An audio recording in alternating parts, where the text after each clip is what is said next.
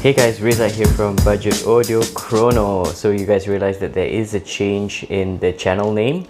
I've decided to switch up the channel a little bit more, combining both the joy of the audio hobby and also the watch hobby at the same time.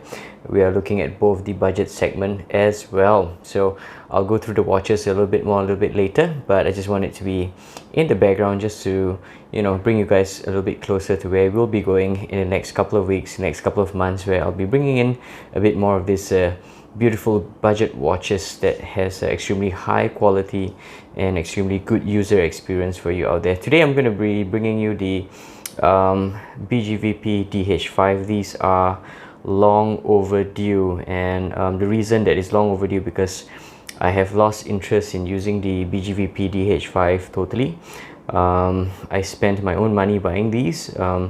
This came out a couple of months ago, I think probably about 2 months ago, and I was like one of the few early adopters to dump my money in and paid on AliExpress, and I kept waiting and waiting for it to ship, but it didn't ship. It took about 8, 9, 10 days for it to ship, so total time before it reached me was about 21 days to 24 days or so. It was really long for the BGVP DH5 to reach me, and I was kind of frustrated why it took so long. But probably maybe because they didn't have any in stock and they had to take your money first before they put it into production. So I was kind of disappointed about it. Alright, this review will be super brief because nothing really stands out of the box except that it looks real pretty with a cool resin shell. If you can take a look at all the photographs that I've posted up on Instagram and BBA and the rest of the Facebook groups. So just a quick once over into the shell design. Very pretty shell design. It's a little bit of a thumbprint magnet if you have sweaty fingers like myself, but other than that, they are actually very comfortable. So from a fit perspective, they are fantastic. It's a huge bonus that these guys came with the VG4 tips. These are incredible, and the cables are pretty cool too. I did like what they did with these cables here. They are very good looking, high quality type cables, and I thought these were pretty fantastic. Yeah. So, but come to the crunch, in terms of the sound, it was a huge meh for me. The test audio chain for me would be coming from the Samsung Galaxy S10, which is this camera here, going through the Fosi Audio N2 amp. This is a fantastic amp. It's such a fantastic little amp, very powerful, very clean. It doesn't color the sound too much. The bass boost is very close to how i-Fi does the X bass, so I really enjoyed what Fosi has done with this amp here. And in terms of the DAC, I'm using the Loconaq CE0275. It is a ES9, let me read that, very small, ES9281C Pro chip, alright, with MQA capable, yeah, in terms of the MQA rendering. Okay, so these guys are fantastic as a budget stack. I've moved away from my i-Fi hip deck. In fact, I've sold the hip deck and I have used this as my go-to daily driver. Okay, back to the DH5. Alright, they are magnificent with the VG4 tips. Just with the VG4 tips, as a bonus for all of you, you can take these tips and use it for all your other IEMs. Yeah. Now, in terms of the sound impressions, it has a smooth presentation for bass and trebles, with warm but very toasty upper mids. I couldn't stand the upper mids, especially for Diana Krall's vocals. It sounded really nasally and terrible. So it lacks shimmer and trebles, but somehow still crisp. Rumble is heard on the bass, good definition, but the bass is really quick. It goes in, it goes out. You know, you don't have the sense of fullness in the bass, so you know, it's probably not my type of sound. Somebody else might enjoy it. Again, coming back to Diana Krall's voice, her voice sounded really nasal and congested. I really did not like how these guys were tuned for vocals. I've tried switching out tips from this to the KZ Starline tips to the other bass tips. It all did not work for me. Right. I apologize if the light is blinking a little bit. Not too sure why. Alright, so note weight is okay for double bass and less so for guitars and pianos. So guitars and pianos, it sounds a bit lightweight in terms of the guitars and pianos on these guys. Percussions are okay, so in terms of Dave Brubeck's Bossa Nova Live Quartet, you did have a sense of that snare hit a little bit. Stereo separation and layering actually is pretty good. Imaging is sharp. Now that's a positive point. It has very good imaging for this guy. So soundstage is tall, less wide than I like it to be, but you have that sense of height to the soundstage, which is really good.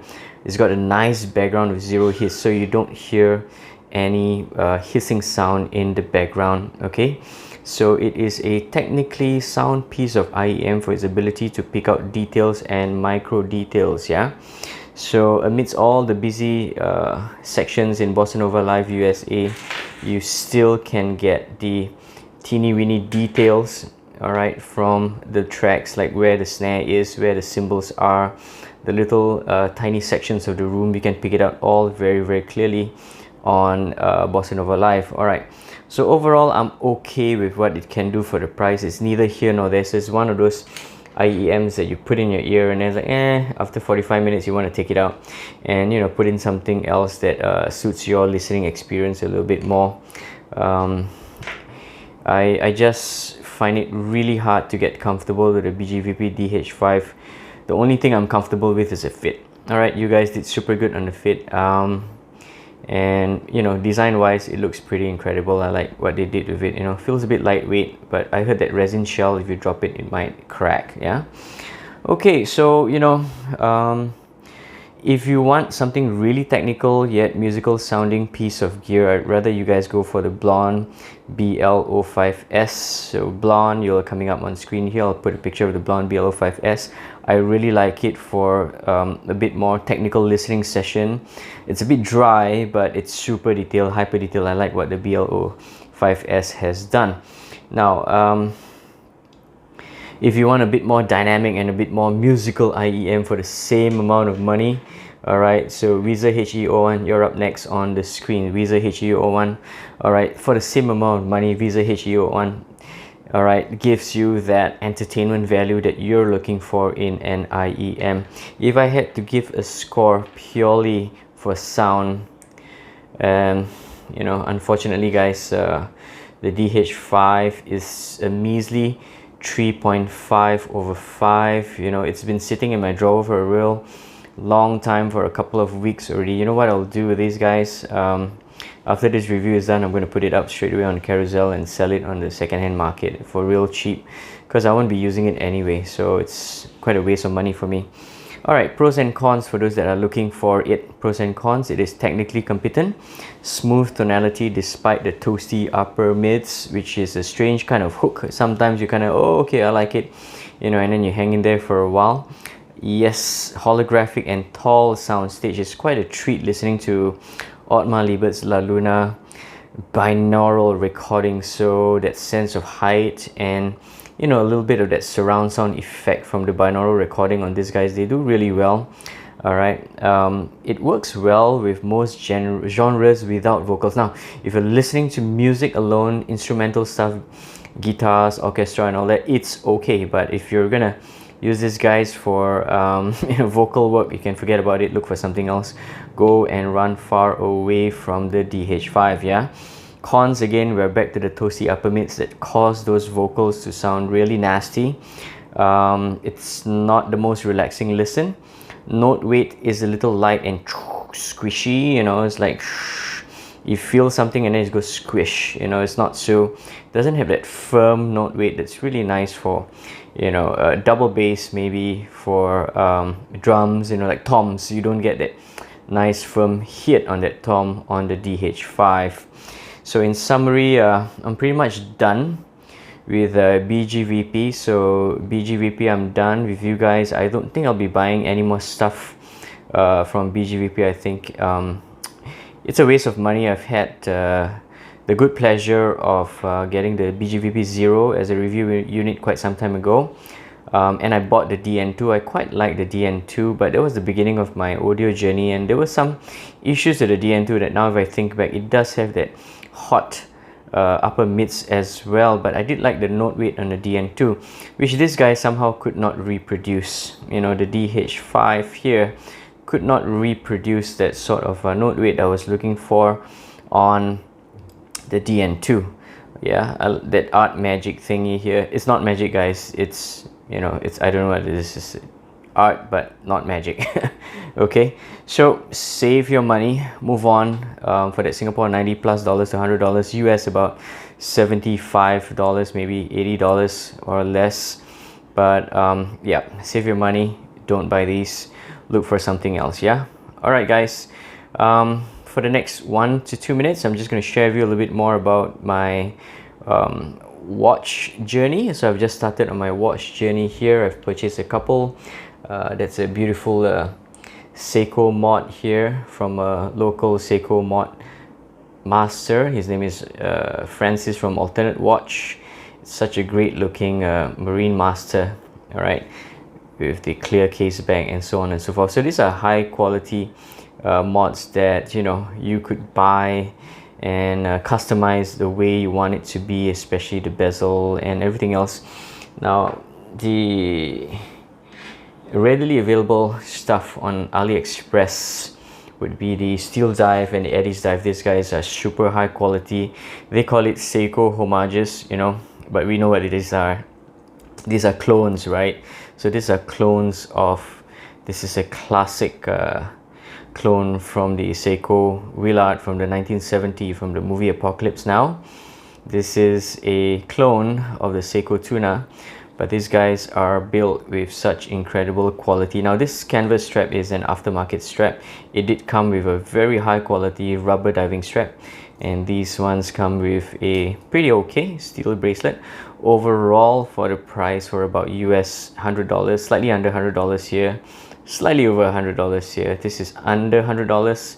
This is slightly over $100. These are of exceptional quality. So I hope to bring you guys a little bit more of this fantastic budget hobby as well, that will not cost a bomb in your pocket. Now when I say budget, I don't mean, you know, anything really dirt cheap, but I'm talking about something within the US $100, $150, max US $200, that you could enjoy, you know, a hobby that you could save up over 3-4 months, $50 a month or so, and yeah, and get a piece like this and really enjoy wearing one like that together with your audio gear. Okay, so let's take a look. If I'm gonna have to see, we're gonna get some looms here. There we go. Even with the room light on, with the desk lamp on, check that out. Steel Dive makes incredible watches with fantastic loom. So you could see that loom immediately, and it's not been charging for a long time. It's just under this light, and that's pretty much it. So it's fantastic. I think they've made a great amount of quality, because they have the mass market to sell, so they can make really quality pieces, sell it at a good price, and make a good profit, and allow individuals like us to enjoy a hobby without, you know, forking out 3 to 4 times the amount on a Seiko. So there are a lot of reviews out there, people who have used both the original Seikos and these guys here, and yeah, they've said that these are just as good, if not potentially better, than the original designs with the NH35 automatic NH35 automatic movement, not women, right? Okay, and the bezel functions are fantastic, nice and solid. The bezels all line up beautifully. It's good stuff, yeah? Okay, so enough of that. Thanks so much for hanging out with me at the new channel, Budget Audio Chrono. Alright, we'll take a look at a combination of both audio gear and watch gear. For audio reviews, coming up next, I was just sent the TRN TA2, so those guys are pretty good for the price. Okay, so I hope to shoot out that TA2 review within the next 2 weeks or so. Hang in there guys, I'll be with you shortly. See you soon and stay safe.